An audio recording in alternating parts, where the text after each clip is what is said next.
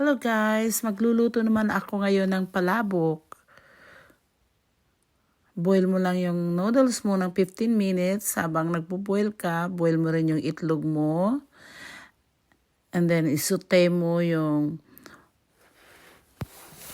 garlic. Hiwain mo ng maliliit ang garlic at saka sibuyas. I-brown mo lang ng kaunti. Then lagay mo na yung sibuyas mo.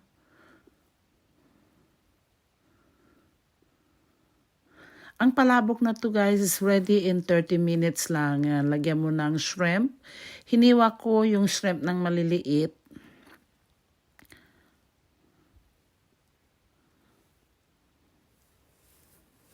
Then lagyan ko siya ng tofu. Soft tofu guys.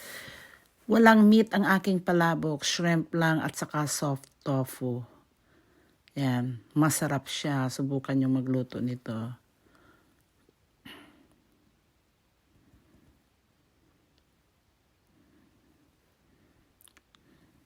Lagyan mo ng kaunting garlic powder.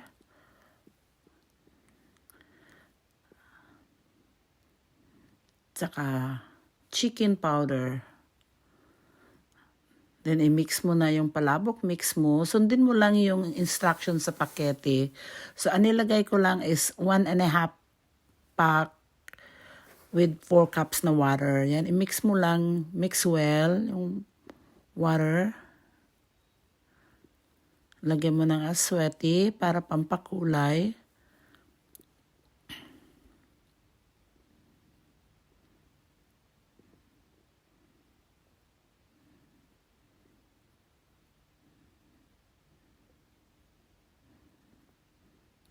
And slowly mix mo ang iyong palabok sauce.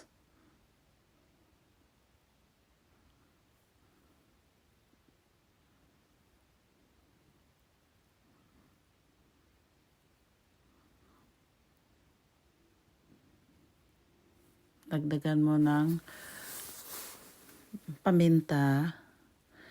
And then habang niluluto mo yung sauce mo guys, nagdidikdik ako ngayon ng chicharon. Yan ang ilalagay ko. Pwede kang makabili ng ready na chicharon pero ako mas gusto ko yung ako nagdidikdik. Ako na ang ng chicharon ko. Then mix mo siya ng kaunting chicharon. Mag-iwan ka ng kaunti para ilagay mo mamaya sa taas. Ayan na guys, ang napakasarap kong palabok. It's ready in half an hour.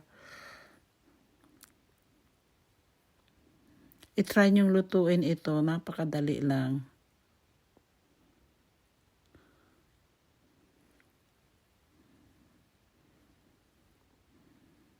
And thanks for watching.